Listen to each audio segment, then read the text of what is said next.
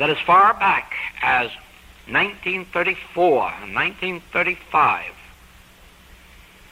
I saw that it is not true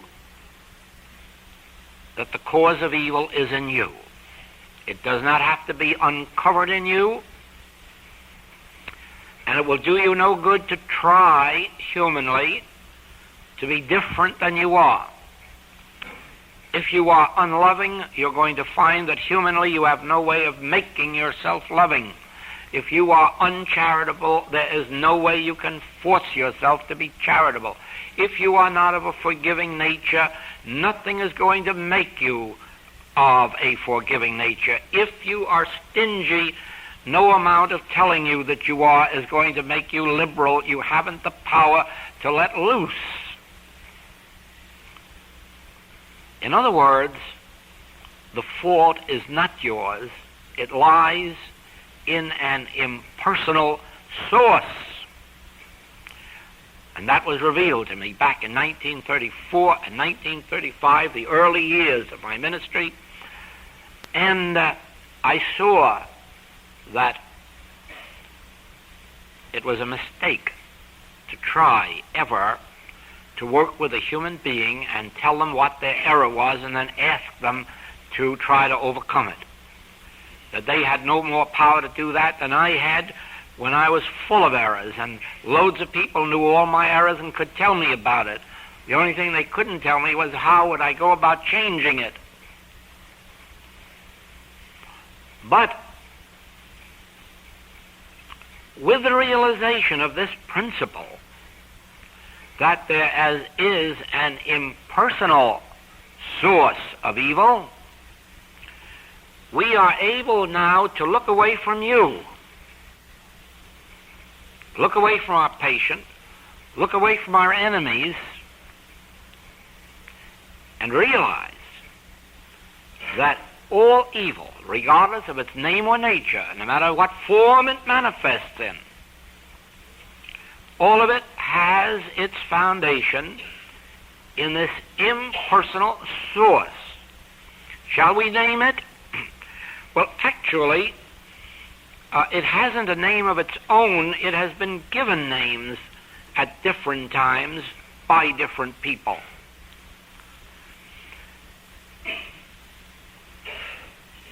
In the early scripture days, it was called devil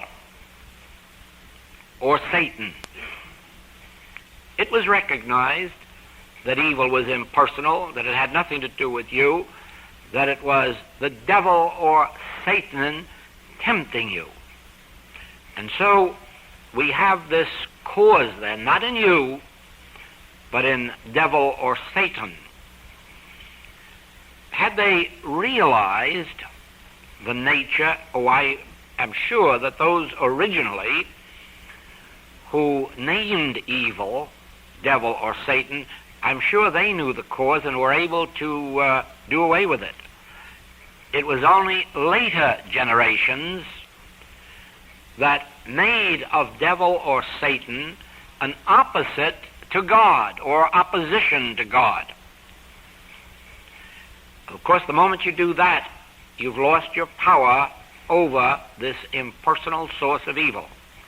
The very moment that you give it the power to be the opposite of God or in opposition to God or operating against God, you have lost your power over it because you no longer know the truth. The truth is that devil or Satan, the source, the cause of all evil, is not a power,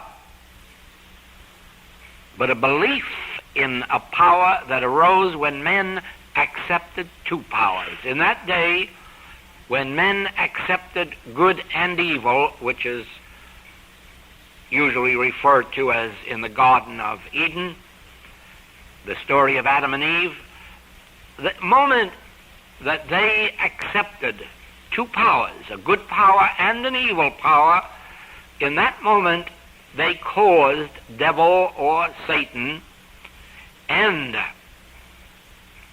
with the belief that it was opposition to God, we have our evil perpetuated, because now we went into the strangest kind of an era. We started to look for a God that would do something to the devil, that would get rid of the devil, overcome Satan.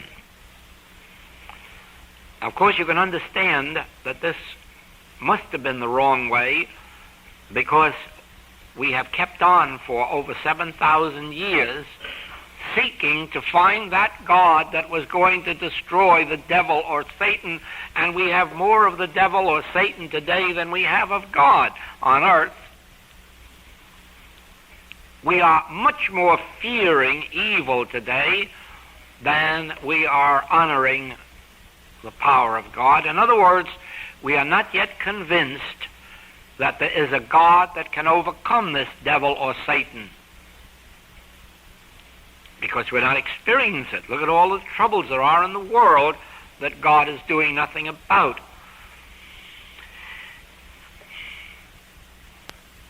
As we come up to the beginning, this spiritual ignorance has continued for thousands of years until a century ago, when at the beginning of the metaphysical era, it was again taught that this devil or Satan, or what later Paul called the carnal mind,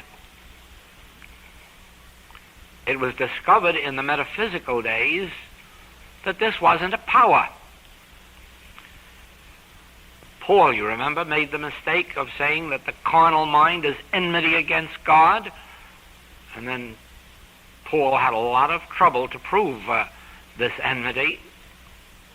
A very hard life he had while he was traveling around introducing God to the world, and himself suffering every kind of an affliction that the devil could hand out. Why? Because he gave it the name carnal mind and accepted the carnal mind as enmity against God. In other words, as a power against God. That's all you have to do if you want to suffer from evil, is give it a power and then look for something to overcome that power. But in these early metaphysical days, the secret was again brought to light that carnal mind is not power. Only now we find carnal mind, or the devil, or Satan, with a new name, and the name is mortal mind. This is the name given to devil, Satan, carnal mind, in our modern metaphysical age. Mortal mind. It's not a bad name. Mind of death. Because as the source of evil, that's what it is. It's a mind of death. No matter where you begin, eventually you end with death. By the acceptance of this mortal mind. But again, you'll find that mortal mind only exists while you call it a power. So that in the earliest days of the metaphysical movement, when they were rightly declaring that mortal mind is not a power, that mortal mind is not a person, that mortal mind is not an entity, it is only a name, in those days they were able to bring through wonderful healing works. But the same mistake has been made in the metaphysical world that was made in the ancient religious world. Eventually, mortal mind, instead of representing to us a nothingness, mortal mind got to be enmity against divine mind. And so we had an immortal mind overcoming mortal mind, which it can't do, for there isn't any such entity as mortal mind to be overcome. Mortal mind is only that which is really the belief in two powers. here I found my answer in the revelation that actually we are not dealing with two powers called good and evil. We are not dealing with a God and a devil, or a God and mortal mind. We are dealing only with God as infinite, eternal, immortal, omnipresence, omnipotence, omniscience, and the belief in another power. And the very moment that we are convinced that there is no power in any other power, we are back in the Garden of Eden before the apple was eaten, in the days before succumbing to the temptation of a presence or power apart from God. So that as my own work broadened out from the personal ministry of just healing people who came who were sick or in one form of discord or another, and I witnessed these experiences with epidemic and with corporate relationships, business activities, human relationships. It became clearer and clearer that we have the principle not only to bring harmony into the experience of those individuals who are seeking it in this age, but actually we have the principle that will end storms, that will end epidemics, prevent them ever starting. We have the principle that will make wars on earth impossible, that will forever wipe out all industrial inharmonies and discords. We have it because, as has been proven, every time a dictator has been assassinated or died, someone else has sprung up to be another one. Just as we have watched the demonstration from the earliest days, whether it was Pharaoh who was the bad dictator, or Rome the bad dictator of Caesar's day, or Rome of the Church's day, or whether it was a political dictator of some other name or nature, we have witnessed the passing of all of these, and even the destruction of their evil empires, only to see them spring up again in another place. And so it is that if we actually believe that the death of Mr. Stalin is going to change things in Russia, we have found that it didn't. If we believe that we beat the Kaiser and therefore there's going to be no more danger to Christianity or democracy, and it didn't happen that way, and now all we have to do is remove Hitler, and we'll have peace on earth, and Hitler is gone, and peace still is not on earth. So surely you know that lopping off the branches of the tree is not going to end the situation, that you will have to lay the axe at the root. We're going to have to stop being concerned about the men and women who, to our sense of things, are evil,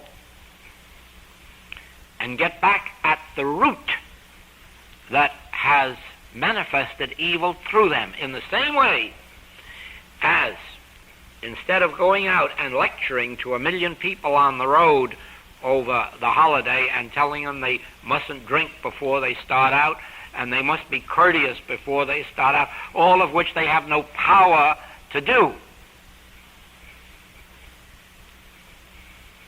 of their own accord, we have to remove from them the capacity to be evil, to be discourteous, to be careless, to be drunken.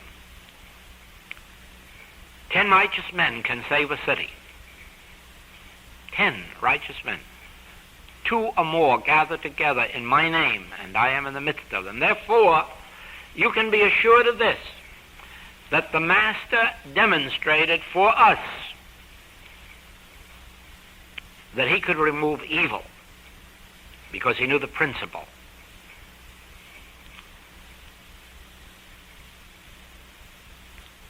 He could stop that which brought forth a storm, or that which brought forth lack. And our work throughout these years now shows not only that with this principle individuals have their needs met, but now we can go further and start on a period of impersonal healing, of actually reaching the root of evil and uprooting it. And don't think that you know the root of evil if you believe that it is a power that has to be fought or overcome, or that you have to destroy or rise above. No, no, no. If you are to remove the effects of error, you must understand that the root of error is not a power. It has only acted with power because it was accepted as power. But now that this claim touches your consciousness, you are there to realize the non-power, the non-law, the non-cause of that which heretofore has been called the power of evil. For there is no power of evil. There is no law of evil. There is no cause of evil.